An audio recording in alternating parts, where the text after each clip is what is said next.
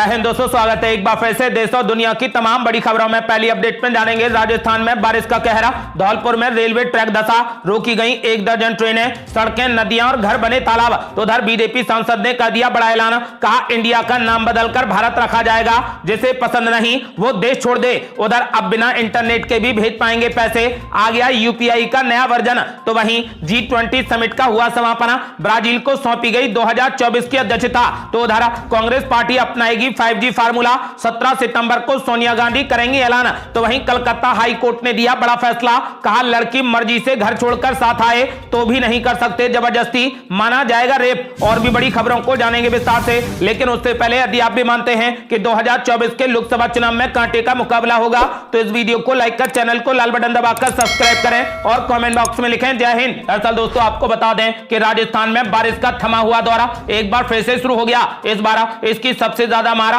पूर्वी राजस्थान के धौलपुर जिले पर पड़ी है। धौलपुर में शनिवार शाम से शुरू हुआ बारिश का सिलसिला रविवार को दोपहर तक चला। इस दौरान रात भर करीब 15 घंटे तक चली मूसलाधार बारिश से धौलपुर में बाढ़ के हालात हो गए। बारिश से आगरा से ग्वालियर जाने वाली रेलवे लाइन का धौलपुर स्टेशन से 1 किलोमीटर आगे ट्रैक धंस गया। इसके कारण रविवार को सुबह 7 बजे से शताब्दी एक्सप्रेस सहित 1 दर्जन ट्रेनें रोक दी गईं। करीब 3 घंटे तक रेल मार्ग बुरे तरीके से प्रभावित रहा। इस अवधि में लगभग 15 घंटे तूफानी बारिश हुई। इससे पूरा धौलपुर शहर जलमग्न हो गया, सड़कें दरिया बन गईं और लोगों के घर तालाबों में तब्दील हो गए। बारिश का पानी घरों में घुस जाने से लोगों को भारी परेशानियों का सामना करना पड़ा। लोग रात भर बारिश के पानी से घरेलू सामान को बचाने में जुटे रहे। और ये बड़ी खबर, बीजेपी सांसद ने कर दिया बड़ा ऐलान, कहा इंडिया नाम बदलकर भारत रखा जाएगा, जिसे नहीं पसंद वो छोड़ दे देश। दरअसल पश्चिम बंगाल के वरिष्ठ भाजपा नेता दिलीप घोष ने रविवार को कहा कि इंडिया का नाम बदलकर भारत कर दिया जाएगा और कोलकाता में विदेशियों की मूर्तियां हटा दी जाएंगी। मेदिनीपुर सांसद दिलीप घोष ने कहा कि जो लोग नाम बदलने के खिलाफ हैं वे देश छोड़ सकते हैं। अपने निर्वाचन क्षेत्र के अंतर्गत आने वाले खड़गपुर शहर में चाय पर चर्चा कार्यक्रम में बोलते हुए भाजपा के पूर्व राष्ट्रीय उपाध्यक्ष दिलीप घोष ने कहा कि जब हमारी पार्टी पश्चिम बंगाल में सत्ता में आएगी तो हम कोलकाता में विदेशियों की सभी मूर्तियां हटा देंगे। उन्होंने कहा कि इंडिया का नाम बदलकर भारत कर दिया जाएगा, जिन्हें यह पसंद नहीं वे देश छोड़ने के लिए स्वतंत्र हैं। और ये बड़ी खबर, आप बिना इंटरनेट के भी भेज पाएंगे पैसे, आ गया यूपीआई का नया वर्जन। दरअसल भारतीय रिजर्व बैंक यानी आरबीआई ने यूपीआई पेमेंट को और आसान बनाने के लिए यूपीआई लाइट सर्विस लॉन्च की है। यह सर्विस यूजर्स को पूरे तरीके से ऑफलाइन रहते हुए भी पैसे भेजने और रिसीव करने की सुविधा देगा। आपको बता दें कि आरबीआई गवर्नर ने यूपीआई लाइट की सफलता के बाद ही ऑफलाइन पेमेंट के लिए यूपीआई लाइट एक्स लॉन्च किया है। इस सुविधा के जरिए यूजर्स अब पूरे तरीके से ऑफलाइन रहते हुए भी पैसे भेज और रिसीव कर सकते हैं। National payment corporation of India यानी एनपीसीआई ने एक प्रेस रिलीज में कहा कि यूपीआई लाइट टैक्स का यूज करने के लिए यूजर्स के मोबाइल फोन में नियर फील्ड कम्युनिकेशन यानी एनएफसी का सपोर्ट होना चाहिए। यह सर्विस उन लोगों के लिए अधिक फायदेमंद है जहां पर इंटरनेट कनेक्टिविटी अच्छी नहीं है।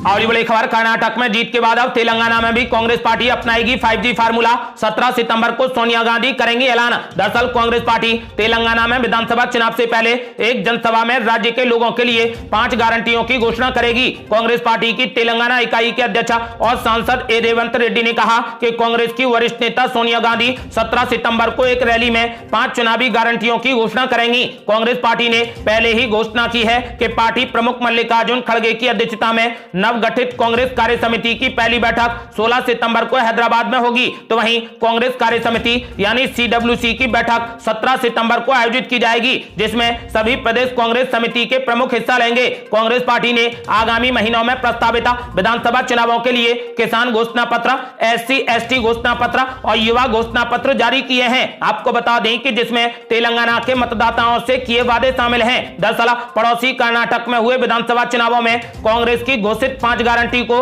पार्टी की सफलता में अहम माना जाता है। इसी वजह से इन 5 गारंटियों को लगभग सभी राज्यों में लागू किया जाएगा। आपको बता दें कि 17 सितंबर को सोनिया गांधी इस 5G फार्मूले का ऐलान करेंगी। और ये बड़ी खबर, कलकत्ता हाई कोर्ट ने सुना दिया बड़ा फैसला। यदि लड़की मर्जी से घर छोड़कर साथ आए तो भी नहीं कर सकते जबरदस्ती, माना जाएगा रेप। दरअसल कलकत्ता उच्च न्यायालय की जलपाईगुड़ी पीठ ने हाल ही में एक मामले में रेप को लेकर अहम टिप्पणी की है। कोर्ट ने कहा कि यदि कोई महिला या लड़की अपनी मर्जी से अपना घर छोड़कर किसी के साथ जाती है तो भी उस महिला या लड़की के साथ जबरदस्ती संबंध नहीं बनाया जा सकता, क्योंकि ये रेप की श्रेणी में आता है। आपको बता दें कि कलकत्ता हाई कोर्ट ने रेप और अपहरण के एक मामले में आरोपी को अपहरण के आरोप से तो बरी कर दिया, लेकिन अपनी महिला साथी का रेप करने के मामले में सजा सुना दी। कलकत्ता हाई कोर्ट ने साफ तौर पर कहा कि यदि लड़की अपनी मर्जी से घर छोड़कर साथ आए तो भी उसके साथ जबरदस्ती नहीं की जा सकती। यदि ऐसा किया गया तो वो रेप माना जाएगा।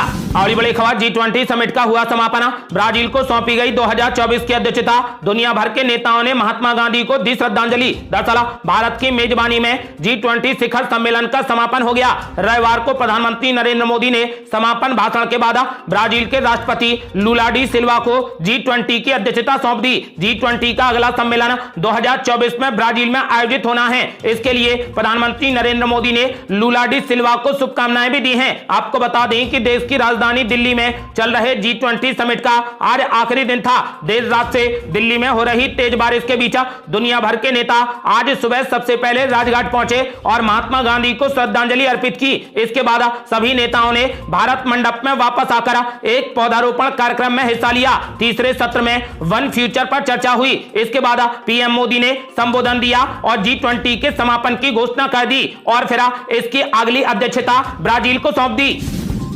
और बड़ी खबर, कई शहरों में घर खरीदना हुआ सस्ता, लेकिन दिल्ली और मुंबई में महंगी हो गई प्रॉपर्टी। दरअसल कोविड महामारी के बाद देश में प्रॉपर्टी की कीमतों में तेजी से इजाफा हुआ है। दिल्ली समेत देश के कई शहरों में घर खरीदना ज्यादा महंगा हो चुका है। इकोनॉमिक टाइम्स रिपोर्ट के मुताबिक राजधानी दिल्ली में सबसे ज्यादा प्रॉपर्टी के दामों में इजाफा हुआ है। जून 2023 की तिमाही में राजधानी दिल्ली में HPI में 14.9% की बढ़त दर्ज की गई है। आपको बता दें कि वहीं इस लिस्ट में आर्थिक राजधानी मुंबई का नाम दूसरे पायदान पर है। दिल्ली के बाद मुंबई में सबसे ज्यादा प्रॉपर्टी के दामों में इजाफा हुआ है। इसके अलावा जहां दिल्ली, मुंबई, चेन्नई जैसे शहरों में प्रॉपर्टी के दामों में बढ़ोतरी दर्ज की गई है, तो वहीं कोलकाता में प्रॉपर्टी के दामों में जबरदस्त गिरावट दर्ज की गई है। यहां पर पिछले एक साल में घरों की कीमतों में 6.6% की भारी गिरावट दर्ज की गई है।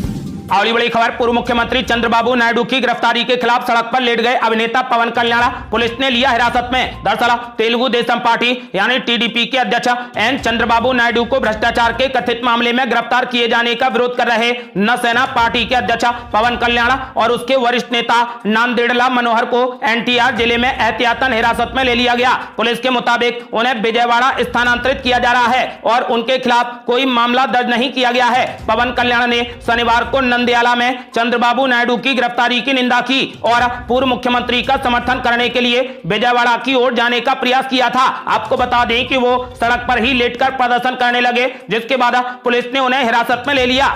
और बड़ी खबर, उद्धव ठाकरे की शिवसेना ने G20 समिट को बताया मनोरंजन कार्यक्रम, 2024 को लेकर कर दिया बड़ा दावा। दरअसल शिवसेना UBT नेता संजय राउत ने सामना में G20 सम्मेलन को लेकर केंद्र सरकार पर निशाना साधा। संजय राउत ने दिल्ली में चल रहे G20 शिखर सम्मेलन को सरकार का प्रायोजित मनोरंजन कार्यक्रम बताया। उन्होंने 4 दिनों तक दिल्ली बंद किए जाने को नोटबंदी कहते हुए पूछा कि आखिर सरकार किस बात से डर रही है। संजय राउत ने दावा किया कि 2024 में मदर ऑफ डेमोक्रेसी में बदलाव आएगा। सामना में संजय राउत ने लिखा कि हमारे देश में फिलहाल सरकार प्रायोजित मनोरंजन के विभिन्न कार्यक्रम चला रही है। प्रधानमंत्री मोदी भी लोगों का मनोरंजन अच्छा ही कर लेते हैं। दिल्ली बंद किए जाने पर संजय राउत ने कहा कि दूसरे देशों के ऐसे सम्मेलनों में मैं जा चुका हूं, वहां पर लोगों को कम से कम परेशानी हो इस तरीके से समारोह मनाए जाते हैं, लेकिन हमारे देश में इस तरीके से समारोह मनाए जाते हैं कि जनता को परेशानी हो। आपको बता दें कि संजय राउत ने कहा कि दिल्ली की गरीबी, कुव्यवस्था, झुग्गियां दिखाई ना दें, इसीलिए ऐसे कई हिस्सों को रंगीन पर्दों से ढककर रखा गया। इस दरिद्रता को सरकार बीते 8 से 9 वर्षों में खत्म करने में नाकाम रही, इसीलिए इसे ढककर रखने की नौबत आई। संजय राउत ने लिखा कि दिल्ली में विदेशी मेहमान बहुत हैं, लेकिन माहौल नीरस है। उन्होंने कहा कि भूसा भरे हुए लोगों को कुर्सियों पर बैठाया गया है और 2-4 लोग ही सरकार चला रहे हैं। राष्ट्र बेरोजगार और भूखा है, उसकी चिंता कौन करेगा। उन्होंने कहा कि देश में सिर्फ कसरतबाजी और मनोरंजन के कार्यक्रम चल रहे हैं। अगली बड़ी खबर, बारिश से भारत मंडप में भरा पानी तो कांग्रेस पार्टी ने मोदी सरकार पर बोला जबरदस्त हमला। कहा मोदी सरकार ने गरीबों को तो पर्दे से ढक दिया मगर अपनी करतूतों को नहीं ढक सकती। दरअसल दिल्ली में 2 दिनों से हुई बारिश के चलते G20 के आयोजन स्थल भारत मंडप के अंदर पानी घुस गया है, जिसका वीडियो सोशल मीडिया पर वायरल हो गया है। इसे लेकर कांग्रेस पार्टी ने मोदी सरकार पर हमला बोला और कहा कि सरकार अपनी करतूतों को नहीं ढक सकती है। कांग्रेस नेता रणदीप सिंह सुरजेवाला ने सोशल मीडिया प्लेटफॉर्म एक्स यानी ट्विटर पर पानी से भरे भारत मंडप का वीडियो शेयर किया। सुरजेवाला ने लिखा कि भारत लगभग 3000 करोड़ रुपए की लागत से बने भारत मंडप में आज जरा सी बारिश में ही विकास तैरता हुआ दिखाई दिया। उन्होंने आगे कहा कि मोदी सरकार ने गरीबों को तो पर्दे से ढक दिया मगर कितनी भी शोबाजी करके अपनी करतूतों को नहीं ढक सकती है।